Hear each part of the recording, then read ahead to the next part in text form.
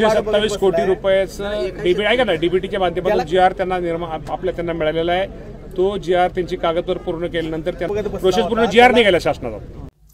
नमस्कार शेतकरी मित्रांनो, दिवाळीपूर्वी शेतकऱ्यांच्या खात्यामध्ये मदत जमा करणारे महायुती सरकार आता पलटी मारते। बघा, राज्याचे कृषी मंत्री यांनी स्वतः आता कन्फर्म केलं की ही जी काही भरपाई, या भरपाईसाठी निकष, नियम, कागदोपत्री कारभार झाल्यानंतरच ते मिळणार। मग देवेंद्र फडणवीस का बोंबलत होते, बेंबीच्या देठापासून का बोंबलत होते की आम्ही दिवाळीपूर्वी तुम्हाला मदत देऊ, जे काही पॅकेज होतं ते तुम्हाला पुढे बघायला मिळणारच आहे। कृषी मंत्री काय म्हटले, पण तत्पूर्वी मित्रांनो, जी काही मदत होती ती मदत त्यांनी देणं गरजेचं होतं। आज दिवाळीमध्ये, दिवाळीसारखा सण शेतकऱ्यांचा असाच गेला, घरातनं करंजा झाल्या ना, शंकरपाळे न चिवडा, काही करता आलं नाही, कारण की शेतकऱ्यांकडे पैसाच नव्हता। आणि काही विकून, मग याच्या आधी तरी शेतकरी काहीतरी घरातलं सोयाबीन किंवा कापूस वगैरे विकून थोडाफार पैसा मिळवून घेत होता, पण ह्या वर्षी ते काहीच नव्हतं आणि राज्य शासनाने मदत देखील केली नाही। बघा, कृषी मंत्री काय म्हटले ते बघाच तुम्ही एकदा। चॅनलला जो सबस्क्राईब केला नसेल, सबस्क्राईब करून ठेवा मित्रांनो, लाईक करा, शेअर करा। अजूनपर्यंत शेतकऱ्यांच्या खात्यावर पैसे जमा झाले। 927 कोटी रुपयाचं डीबीटी आहे का ना, डीबीटीच्या माध्यमातून जीआर त्यांना मिळालेला आहे। तो जीआर त्यांची कागदपत्र पूर्ण केल्यानंतर त्यांना साधारणतः सोलापूर जिल्ह्याचा जर विचार करायचा, त्यांना 1000 कोटी रुपयाची अतिवृष्टीतली रक्कम ही त्यांची जमा झालेली आहे। शेतकरी वाट बघत बसला, प्रोसेस पूर्ण जीआर निघाला शासनाचा। दिवाळीपूर्वी नुकसान भरपाई मिळेल म्हणून शेतकरी वाट बघत बसला होता, त्याला आता काय उत्तर आहे? शेवटी उत्तर एकच आहे, शेवटी कागदपत्र कुठलाही एखादा पंचनामा केल्याशिवाय, एखादा अहवाल प्राप्त झाल्याशिवाय, आणि आता काय झालं की अहवाल आता केंद्र सरकार आपल्याला मदत करणार आहे, तर केंद्र सरकारला अहवाल देताना त्यांना माहिती देताना अचूक द्यावी लागते। त्यामुळे ती माहिती उशीर जरी झाला तरी माहिती दिल्यानंतर त्यामुळे केंद्र सरकारची आपण यामध्ये त्या पॅकेजमध्ये मदत घेतोय, त्यामुळे थोडा उशीर झालेला आहे। त्यामुळे शेतकऱ्यांनी, मी तुमच्या माध्यमातून शेतकऱ्याला एवढं सांगतो, काळजी करू नका, धीर धरा। राज्य सरकार तुम्हाला जी मदत जाहीर केलेली ती मदत सगळी देणार आहे, त्यामुळे तुम्ही काळजी करू नका, हे मी सरकार शेतकरी बांधवांना सगळ्यांना आश्वासित करतो। काय भेट घेणार आहे तुम्ही, कारण मुख्यमंत्र्यांबरोबर मागच्या 4 महिन्यापूर्वी या राज्यामध्ये खूप मोठ्या प्रमाणामध्ये अतिवृष्टी झाली आणि त्यामुळे शेतकऱ्यांचं प्रचंड असं नुकसान झालं। साधारणतः राज्याचा जर विचार करायचा झाला तर एक अंदाजे आकडा आहे की 1,84,00,000 एकर हे पिकाचं नुकसान झालं। त्यामुळे निश्चित प्रकारे माझा शेतकरी अडचणीत आहे, शेतकऱ्यावरती हे खूप मोठं संकट आहे। शेवटी हे निसर्गाचं संकट आहे, हे काय कोणी एखाद्या मनुष्यामुळं किंवा कुठल्या निर्णयामुळे झालेलं नाही, हे निसर्गाचं संकट, आणि या शेवटी या संकटाला माझ्या शेतकरी बांधवांना सामोरं जावंच लागणार आहे।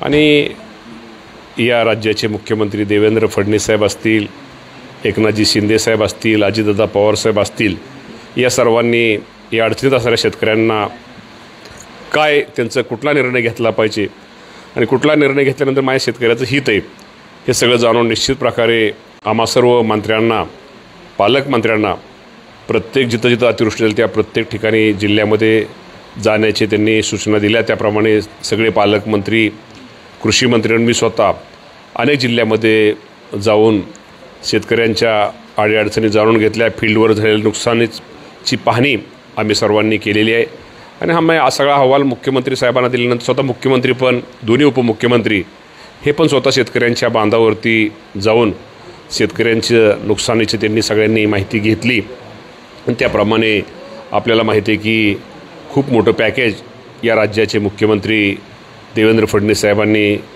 जाहीर केलेलं आहे आणि अजूनही पंचनाम्याचं काम थोडं अपुरं आहे। ते पूर्ण झाल्यानंतर जे शेतकऱ्यांना जे पॅकेज मुख्यमंत्री साहेबांनी जाहीर केलेलं आहे ते संपूर्ण पॅकेजची रक्कम किंवा मी मदत म्हणण्यापेक्षा एक सहकार्य जे काय शेतकऱ्याला द्यायचं हे, ते निश्चित प्रकारे ती मदत ही शेतकऱ्यांपर्यंत थोडा उशीर होतो आहे पण ती पोचवली जाईल। मला या माध्यमातून, आपल्या माध्यमातून शेतकरी बांधवांना एकच सांगायचं आहे की जे सरकारने जाहीर केलेलं आहे, राज्य सरकारने जे जाहीर केलेलं आहे ते आपल्या सर्वांना ते मिळणारच आहे, पण त्यामुळे तुम्ही धीर धरा, काळजी करू नका, सरकार तुमच्याबरोबर आहे। शेवटी आता आपल्याला आपले असे अनेक संकट आपल्यासमोर ह्या अगोदर पण आलेले आहे आणि आपण त्या संकटाला पार करून आपण पुन्हा एकदा उभा राहिलेले आहे आणि आपण सगळेजण पुन्हा उभा राहू। राज्य सरकार तुमच्याबरोबर आहे एवढं आपल्या माध्यमातून मी सांगतो। त्यातला खूप अडचणीत आहे आणि अडचणीच्या काळामध्ये या त्या शेतकऱ्यांना नक्की राज्य सरकारने पाठिंबा देणं, त्यांना मदत करणं, त्यांना सहकार्य करणं ही शेवटी राज्य सरकारची भूमिका आहे. आता अतिवृष्टीमुळं तुम्हाला माहिती आहे की साधारणतः 32,000 कोटी रुपयाचं पॅकेज आपण शेतकरी बांधवांसाठी दिलेलं आहे. कालच कृषी यांत्रिकरणाच्या माध्यमातून साधारणतः 36 लाख शेतकऱ्यांना कृषी विभागाच्या माध्यमातून ट्रॅक्टर असेल, अवजार असतील किंवा निरनिराळ्या प्रकारचे, त्यामुळं त्याचाही आपण सगळ्यांना ते जाहीर केलेलं आहे. ती मदत आपण राज्य सरकारच्या वतीनं देण्याचा प्रयत्न करतो आहे. कृषी विभागाच्या वतीनं ज्या काही योजना आहेत त्या योजना त्या शेतकऱ्याच्या बांधावरती जाऊन त्याचा शेतकऱ्याला कसा फायदा होईल, त्याचा कसा उपयोग होईल, हाही आमच्या सगळ्यांचा प्रयत्न चाललेला आहे. आणि आपण जो विषय घेतलेला आहे, आता पहिला विषय तो अतिवृष्टीमध्ये जे नुकसान झाले त्या शेतकऱ्याला उभा करणं आहे.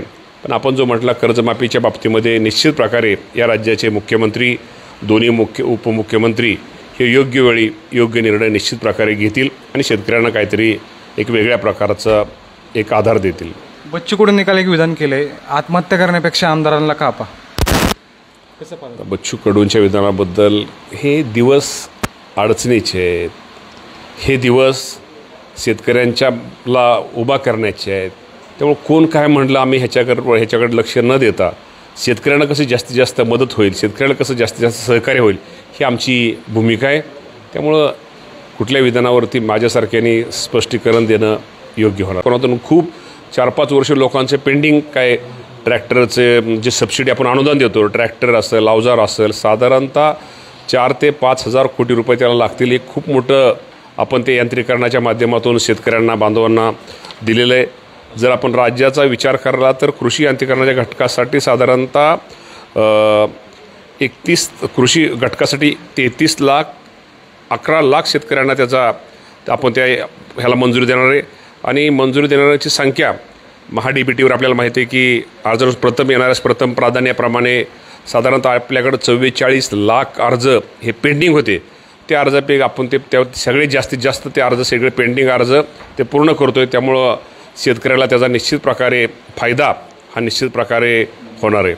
तर अशा पद्धतीने देवेंद्र फडणवीस माहीर होते तर होतेच, आता कृषी मंत्री दत्ता भरणे देखील माहीर होताना दिसत आहे. ज्या पद्धतीने प्रत्येक कृषी मंत्र्याकडनं हीच अपेक्षा आपली असते की, आणि त्याच पद्धतीने त्यांनी देखील यावेळेस उत्तरं देताना दिसलं की आम्ही हे केलं ते केलं, GR काढला, सगळे ज्यावेळेस विचारलं की सगळी पूर्तता झाली आहे तर मग पैसे का नाही, तर आमच्याकडनं सगळी पूर्तता झाली. अरे तुमच्याकडनं सगळी पूर्तता झाली म्हणजे काय? शेतकऱ्यांच्या खात्यात पैसे यायला पाहिजे नको, तर ते पैसे अजून आले नाही तर मग कुठली पूर्तता तुम्ही केली? मग तुम्ही दिवाळीच पुढं टाकला ना तुमच्याने जर होत नाही आहे तर. अशा पद्धतीचं आता आपल्याला संतापित व्यक्त होत आहे.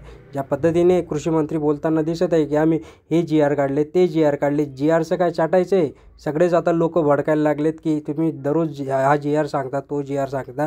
तुमच्या भरोशावर इथे सगळ्या लोकांना माहिती देत असतो, पण तीच माहिती खोटी ठरताना